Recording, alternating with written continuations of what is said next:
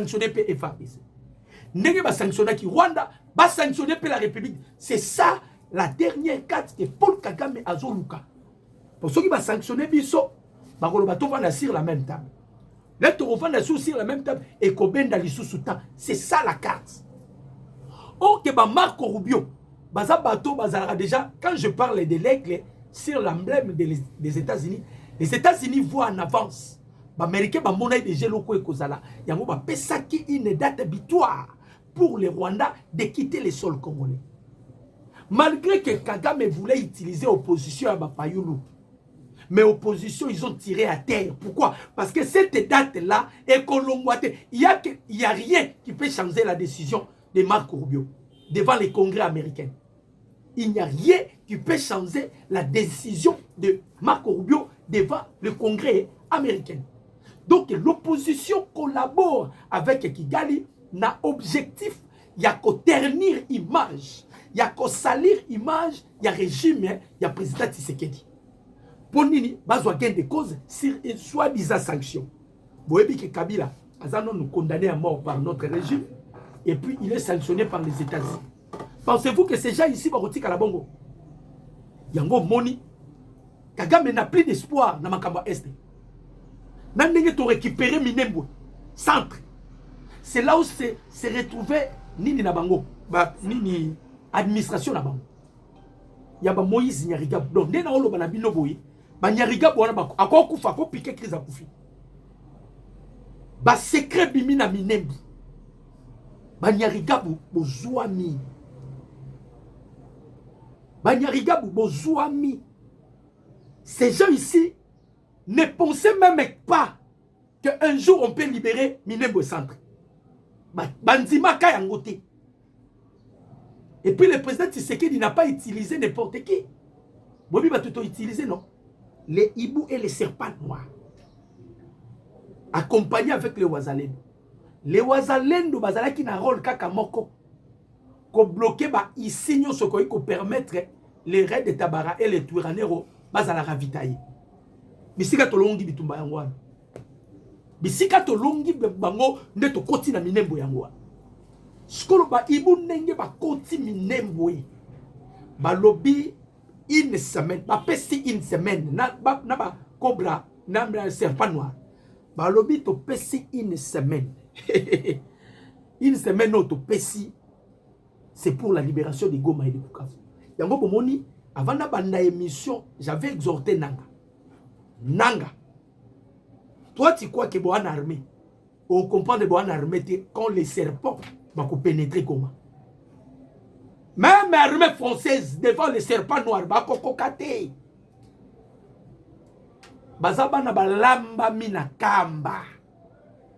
Il y a d'autres secrets aux bomba. Balamba mina kamba. Bazaba tout normalité.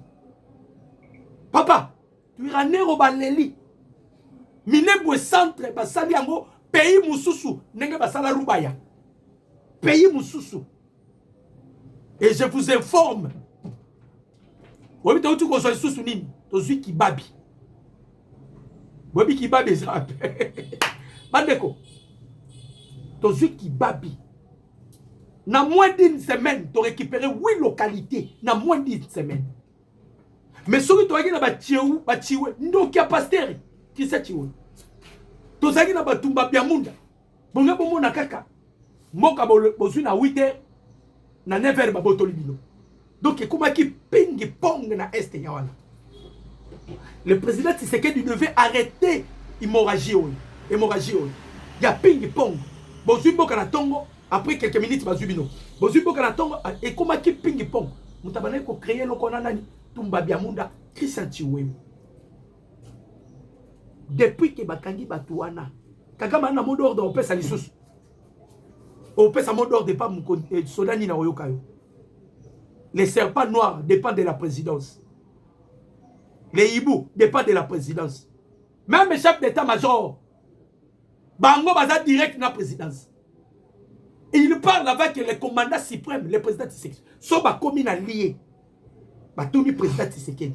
Awa toza awa boye boye. C'est le chef de l'État qui va donner l'ordre. Bon pénétrer. Ceux qui les chefs de l'État vont pénétrer tes boutiques. C'est lui qui gère la guerre. Dans le lobby, la guerre, Moutakoumi gérer en go, c'est le président Tshisekedi. Eh, guerre mezana Moutakoumi gérer le président Tshisekedi. Pour Nanine, Kabila Salara système mon quoi. A commis ça qui Moutunion officier. Alors, neto comment il y a un officier belé, Moutunion Moutabane ko pesa ba ordre na ye. Oka oya pesi ordre oyo. Oya pesi ordre oyo. Oya pesi ordre oyo. Quand le président Tshisekedi a eu ça la taxe force sécuritaire, l'objectif il y a taxe force sécuritaire, ils allaient qui pour la au finaka que lokoyo n'importe qui t'aide pour payer sa ordre et lokongo est changé. Ordre des alliés sous n'importe qui t'aide. Talaba oyo. Toto kangaye. M23. Boyo kanan. Ulifika Mugajai. Yeye. Unasema sasa jina lako wala ko tunaibia hata na oka Swahili bien na oka Swahili mwa jina lako au tunaikombo na hii. Ulifika Mugajai. Ba wazalendo ndio bakangie.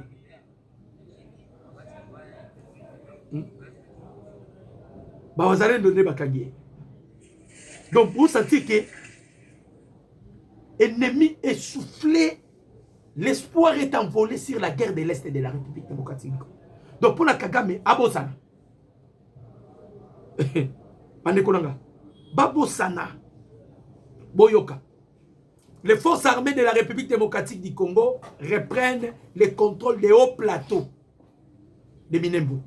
Ce dimanche, les forces armées de la République démocratique du Congo, appuyées par les unités spéciales, Ibu et les serpents noirs, et les combattants Ouazalendo ont mené une offensive décisive ayant permis la reprise de Minembwe Centre et plusieurs positions stratégiques des hauts plateaux.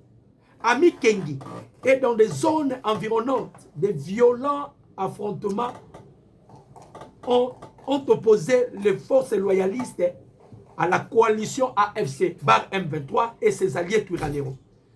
Selon les premières informations du terrain, plusieurs positions ennemies auraient été abandonnées face à la pression des opérations militaires. Cette avancée marque un tournant important dans les dynamiques sécuritaires de la région où les forces armées de la République démocratique du Congo reprennent progressivement les initiatives et réaffirment l'autorité de l'État. Le message des autorités militaires est clair. La reconquête des zones occupées se poursuit avec détermination. Aucun message n'a pas. Bandeko. Boyoka bitumba. Bandeko nangai. Minembwe obozoka Minembwe. Nabi yango ne bangeba sa la capitale. Ya Empire Imam. Pardon. Ya nini? Ya République du Kivu. Minembwe ne ngoyo koza la capitale. Parce que na Minembwe wana eza esika oyo Azaria Soubewa na Moïse Nyarigabo bataka mayele na bango makasi. Ezali ka so pousa di pembeni ya Minembwe o le Banyamulenge. Alors, lokolo bandeko utiliser Banyamulenge comme ba alibi. Les Banyamulenge oyo ba communauté Banyamulenge bazalaka contre Kagame. Ba démystifier ki Kagame. Ba déplimer ki Kagame. Moyen Kagame a plaidé sur les Banyamulenge eza les sociétés. Parce que tant que tu continues na Minembwe, bandeko nanga, barre de tabarana bango wana, lokola ba wazalendo bazwaki objectif ya kokanga bisika oyo ko permettre bango makota. Ravitailler ezalaki. Tant ba oki batama na bandako, ba congolais ba bimisa bango, to kanga bango. Na lobi to kangi bango 200 na Minembwe centre. Donc tu contrôle ya Minembwe centre. Donc et ça avancé significatif pour la ligne. On ne peut pas s'emparer de Goma et de Bukavu sans s'emparer de Minembwe centre. Donc, vous remarquez, on dirait Tozo Yaboy. On ne peut pas commencer Kuna Poto Yaboy. Non, non, Tozo qui on dirait Tozo Kenebo. Tozo Sikoyo Minembwe. Tango Tozo Minembwe, lobby ezalaika Minembwe te, Boyoka. Ezalaika Minembwe te. Lobby Moussale Salamaki Makasi. En tout cas, je félicite ma unité spéciale na biso. Surtout zaki na bato ba opesa biso ba AVC oyoyo. Boyebi bato ba opesa biso ba AVC. Bato ba opesa biso ba AVC. Surtout zaki na bango. Baza corruptible na ndenge vous ne pouvez pas imaginer. Yoka. Muta opesa rapport oyo c'est Stanis Boujakera. Nakamwe. Akomo pesa information na biso. Boujakera alobi boye. Kibabi à son tour passe sous contrôle de FRDC. Or, Kibabi est na Massisi. Kibabi. Et quand il a 18 km, non, il a quelques kilomètres avec Nini Roubaya. Stanis Boujakera Zoloba, 8 localités, au AFCM 23 va perdre la semaine. 8 localités. Là, c'est Boujakera qui dit. 8 localités. De l'autre côté, les FRDC ont lancé des combats dans le village de Bouchira, dans le territoire de Kabare, au nord de Bukavu, et à seulement 18 km de la ville de Bukavu. Vous avez dit que dans le nord, il y a Bukavu. Les FRDC ont lancé offensive. Donc, pour vous dire, Mboke Kendaki déjà dans Rwanda. Les pays étaient déjà vendus. Kabila avait vendu les pays. Donc c'est Kagame qui contrôlait le Congo. Congo est déjà dans ma boucle à Rwandais. Toujours récupérer Congo de gré et de force. Toujours récupérer Yango. Yango ana Paul Kagame. Délégation à l'Union européenne qui n'est pas Paul Kagame. Bon, quand il est local. Délégation à l'Union européenne, qui n'est pas Paul Kagame. Lobby. Boyoka. L'Est de la République au cœur de la raconte de Paul Kagame avec Bostram à Kigali. Le président rwandais et le représentant spécial de l'Union européenne pour la région des Grands Lacs ont échangé d'images sur l'évolution de la situation sécuritaire dans la partie orientale de la République démocratique du Congo où les affrontements se poursuivent entre l'armée congolaise et les rebelles du M23 soutenus par l'armée rwandaise. Selon le président rwandais, les deux personnalités ont signalé notamment la nécessité d'une action concrète pour s'attaquer aux causes profondes du conflit et faire avancer une voie durable vers la paix. Masolo babeti ya cause profonde. Oh, on a une version mususu. Version mususu les années. Union européenne bake koluka Paul Kagame pour na koyebisa Kagame atikate. Yango moni na page au babimisi, ils ont évoqué les actions concrètes sur les attaques aux causes profondes.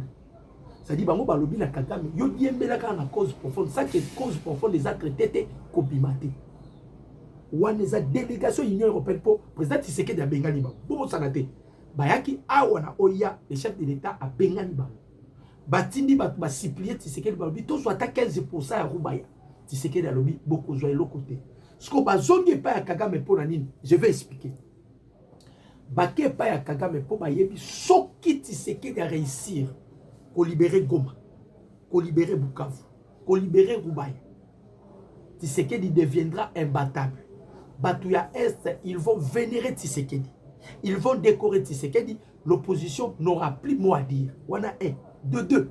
Ce que Tshisekedi a reçu, qu'on libérait ma entité Nyos, qu'on libérait ma Congolais au bazar, tenu prisonnière dans le régime ya Kigali. Bango, Union européenne, aujourd'hui, sur l'autre côté de Congo. Tshisekedi va les bloquer. C'est pour cela qu'ils sont allés derrière Kagame. Quand ils sont en opposition, même l'Union européenne a zalaki na kati. Ba salir fort baluka, ba salir kaka image à Tshisekedi. Heureusement, ba toi droit de l'homme. Balobi ah, mais dans l'opposition peut tout monde machette. La police, fallait qu'il se défendre. C'est même les choses qui viennent se passer wapi na Belgique. Na Bruxelles, na Belgique et où tu sali. Maxime Prévost n'a pris des leçons morales à couper sa mission. D'ailleurs, c'est quelqu'un qu'on doit même. Maxime Prévost wana. Président Tshisekedi a outa ko gangele na mission roi belge. 2 fois. Maxime Prévost a besoin monde. Le quoi bazala aza mwasi ya Macron, aza mwasi ya Macron, Maxime Prévost. Botala igande aza lokola mwasi ya Macron, bana ba religion na bango ba mikotela. Ba oluka siko ba consolider yango na mwasi na bango Kagame. Na mwasi na bango Kagame. Baza basi mibali bango na bango, ba Kagame wana nyo ba Maxime Prévost na ba Paul Kagame. Espoir siko nenge to récupérer déjà Minembwe et puis si bango trouble na niveau vous ne pouvez pas imaginer.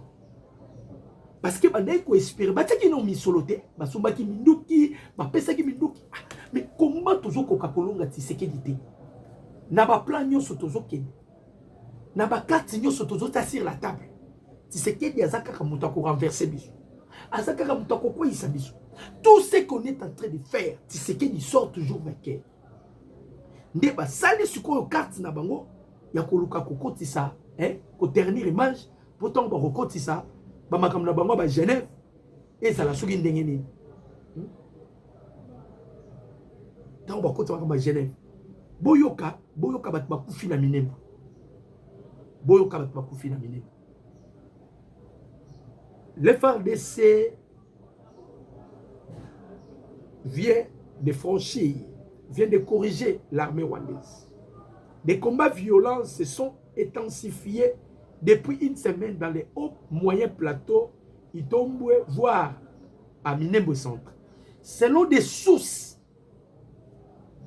vérifiables, la coalition meurtrière de Paul Kagame a perdu des centaines d'hommes, dans le Bible, centaines d'hommes, et d'autres blessés, mais aussi de capturer parmi les morts, on compte une dizaine d'officiers rwandais des RDF dont nous avons trouvé les noms de certains que voici. Boyoka, Major Zitoza, Major Ruzindana, Capitaine Gakiri, Major Nzamurambalo, Capitaine Waringa, Capitaine Sebegabo, Capitaine Sesonga, Major Wabukumba, Capitaine Serugagu, le lieutenant Wabukwizi, Major Gazorere, Capitaine Jangambar, bakombo yo, bandeko, boyo ki bakombo. Selon nos sources dignes de foi, depuis l'intérieur de cette coalition, les Kaoko qui se sont retirés à Minembwe parmi les civils n'ont plus suffisamment de munitions pour leur survie. Demandons à nos voyants et FARDC Ouazalendo de ne pas permettre un quelconque renfort ou ravitaillement. Bandeko Kagame Sili Mayele. Kagame Sili Mayele, on a libéré Minembwe. Macron asphyxié. Baoye bate, basala nini. Boyo kalisusu eloko elekaki na Goma. Bandeko langa réunion mo ezalaki tenue aux États-Unis d'Amérique. Réunion zalaki tenue aux États-Unis d'Amérique, Massad Bolos, bazalaki bamutu bazalaki. En plus, Muto a outi ko remplacer Karabal la sorcière au tozalaki na ena Monisco na Oni Bitu Keita. Muta remplacer James Wana azalaki na réunion. Tango basilisi réunion, c'est alors que James a longé aux États-Unis directement na Goma. Akiake mona bananga. Tanga moni bananga, o kayebisi bananga, les revenus où vous devez quitter Goma. Makambo ke koyebisa bananga ya Goma. Tanga silisi ko solo la bananga. Bake kokutana na numéro 1 ya Africom. Bakutani nile na wapi na Gabon. Non na oui na Gabon. Bakutani na Gabon. Le numéro 1 à Africom a outil comme ça le recrutement pour votre information. Il y a comme ça la formation. À ça le recrutement na Congo, Bandundu, na les Kasai. Mais à Keina Katanga te. Pourquoi Keina Katanga te?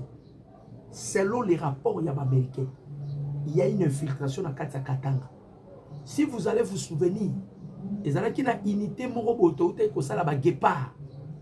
Ba utara Katanga. Ba sara recrutement na Katanga. Ba nekolanga ba guépard ba komi na est ba komi boma na bango sous ba congolais. Donc na Katanga, il y a plusieurs Rwandais. Il y a un moment qui objectif Kabila Zalaki nango, c'était d'atteindre Katanga. Ce qu'on peut atteindre Katanga par quelle magie? Parce que les lots ya Tanganyika, ba Blackwater, le drone susceptibles sont en action. Nebo mona ki ndoki ya Macron, il est allé solliciter la main de Évariste Ndayishimiye. Soit qu'on peut sa bango couloir ba côté la tana nzela ya Burundi. Parce que c'est l'eau français, c'est l'eau Union européenne. Pour asphyxier Tshisekedi, il faut qu'on soit Katanga.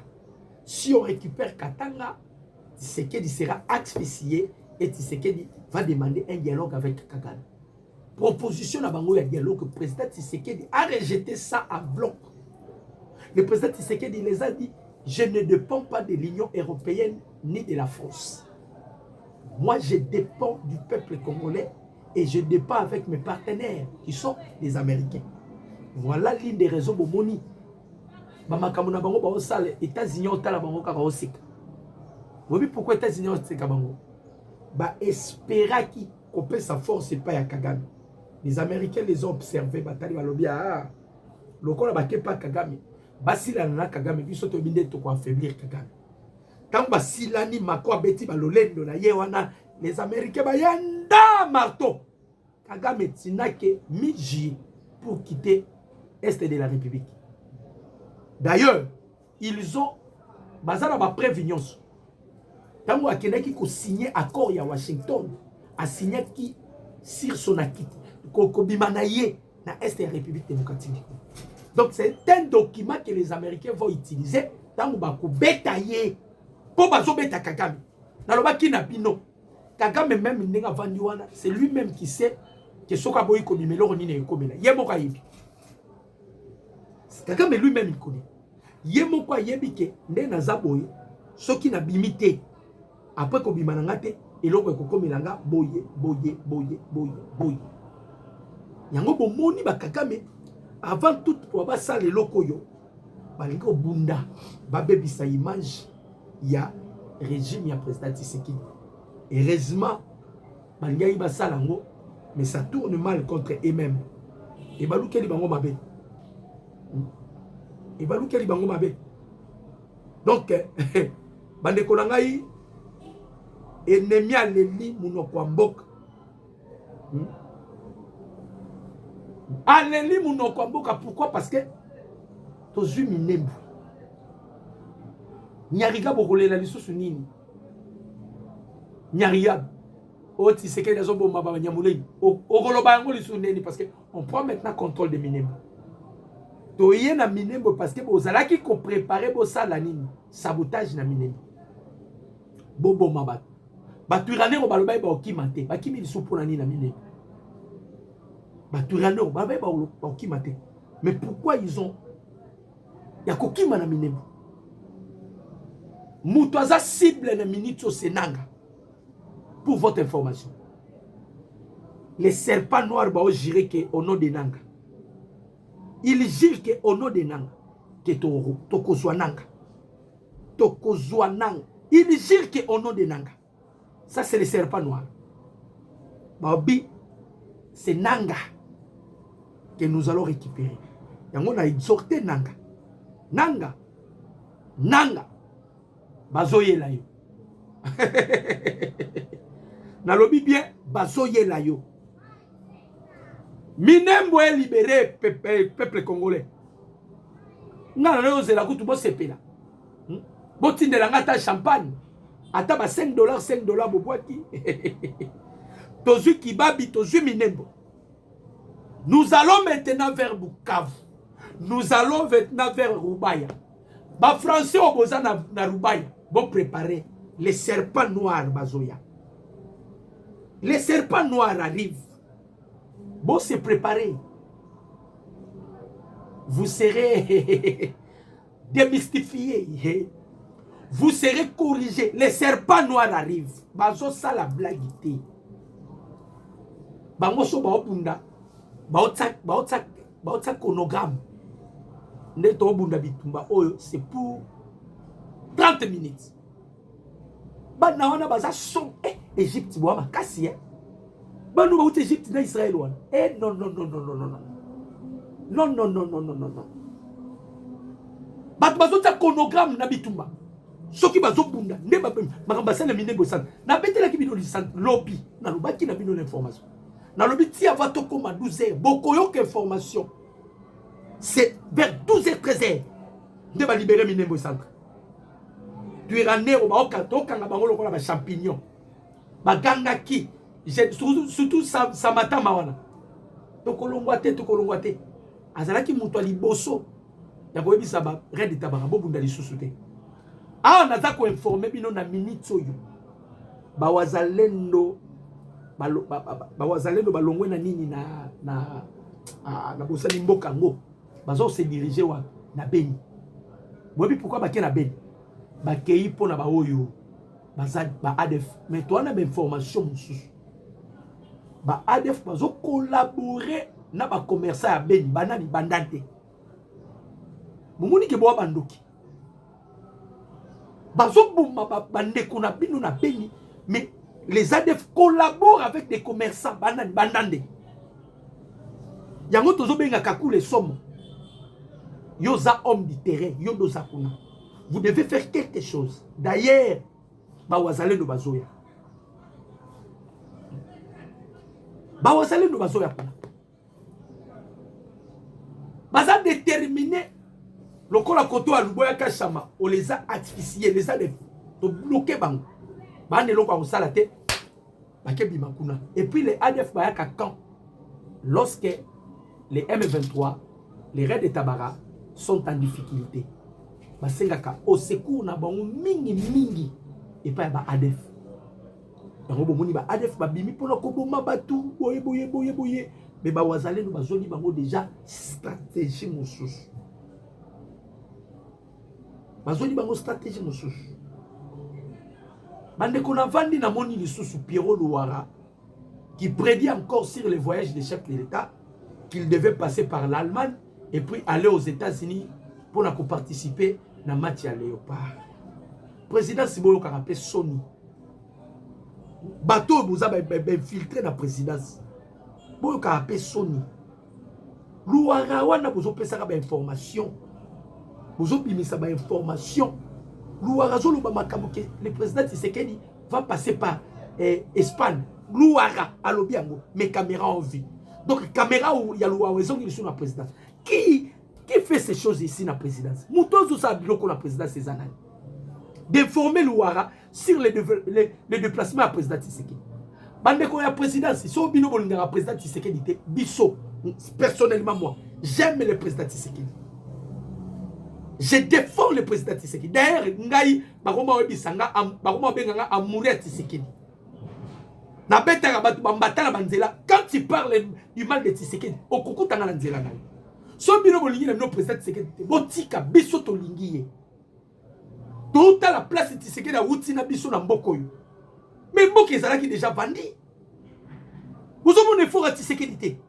Quand vous avez l'Union européenne, si vous avez Fayoulou, vous avez salir l'image à Tshisekedi. Nous devons se tenir debout et défendre Tshisekedi. Papa nanga moko yebisakanga. Papa nanga yi yanga ndambu ya Paul. Il vit en Belgique. Alors baka soko moni un président aye na mboka na bino. Awa bato baza na Belgique na ba français balingi été. C'est que le président Madame Mouyiwan. Ba Belge na ba français, ba olinga président Tshisekedi te ponani. Na yebisa ki bino. Bitumba toza na ngona bango ezanini. Ba lingi ko reconnaître génocide te. 20 millions de morts oyo bakufa. Bango ba lingi ko reconnaître yango te. Tshisekedi abosa nango. To sala makambo nsusu. Est-ce qu'on peut continuer à ça ko kangamisu na ba biloko. Quand vous prenez des informations, vous donnez à Pierrot Louara. C'est comme si vous livrez vous livrez la vie du président Tshisekedi. Pour qu'on rappelle son iné en présidence. Natangi komba mutute na présidence. Na lobby kaka. Bino de boza censé à kobomba information. Ce qui mutaza libanda zoé ba que président Tshisekedi a okene na Espagne, c'est que bino de bona présidence pour passer information. Comment Pierrot Louara a dit que le président Tshisekedi doit effectuer un voyage à Koleka en Espagne, après Espagne à les États-Unis. C'est Pierrot Louara qui l'a dit. Beaucoup de compte à Twitter, il y a Pierrot Louara. Oh, mes caméras en vie. Et ça, caméra T. Et ça, Moutouaza, la présidence, qui donne des informations par Pierrot Louara. CNS. Jean-Claude Boukas. CNC. Lisette Kabango Chibouaba. Bo sala nan loro morobu tokanga mutoyo abimisaka ba information la présidence wana toi na data santé bo détecter ye quand je vois Pierrot Louara omoninga batulonga ba Pierrot Louara na ba Bibi Kapinga je les considère comme les agents de Lucifer pardon les agents des Arakias qui est Kagame za Satan incarné et ba acolyte na yeza ba Pierrot Louara ba Steve Wembi Bolandi mutu ya nini ya ba M23 makamba lobit Bolandi na asale mission alobi nanga ba fayu ba décréter qui ville morte awa mais yo kuna nanga observa ki ango tendengeni nanga yo pe faut la son position nanga aza soutenu par les Rwanda mais Joël Konde boyebiye ami lo bagaza pasteur la personne qui a la difficulté de parler ayeba attaque lobate communicateur wana ebo lobate ba M23 wa Joël Konde azolo bango nanga ba fayulu bakotisa ki ninya wa ville morte pourquoi nanga yo pesa ki mot d'ordre te na Goma basa la ville morte bon remarquer diversion ba de basala et pas fayulu oyebisa ba militant na enini Tshisekedi ba signer parti na Kagame ba balkaniser Congo c'est fayulu qui le dit Tshisekedi ba signer parti ba balkaniser Congo yango biso to hotelma pour empêcher la balkanisation de la République démocratique du Congo. Toyebi si Fayoulou. Depuis que Batouana Bazana Goma na Bukavu, Baolo Bakako, to proclamé État indépendant, État indépendant. Bao proclamant go. Oyebi pourquoi bao proclamant go? Parce que bazo contrôler Nord qui vous nyon sauter. Bazo contrôler site qui vous nyon sauter. Là surtout ba pesi bango ultimatum déjà pas ba serpent noir. Ba serpent noir ba ebisi bango ultimatum ezaki bobima to pesibino ultimatum bobima soki bobimite tango tozoya vous serez déguerpé par force yango na ebisi nanga kangaka bisaka e nanga kangaka bisaka ba serpent noir bazoya kaka makomi ko banga coup d'état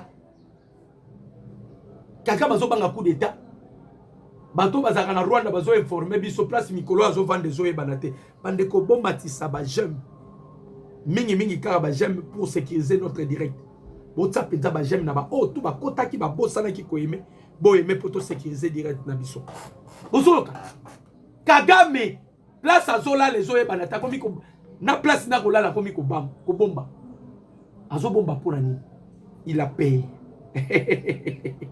il a payé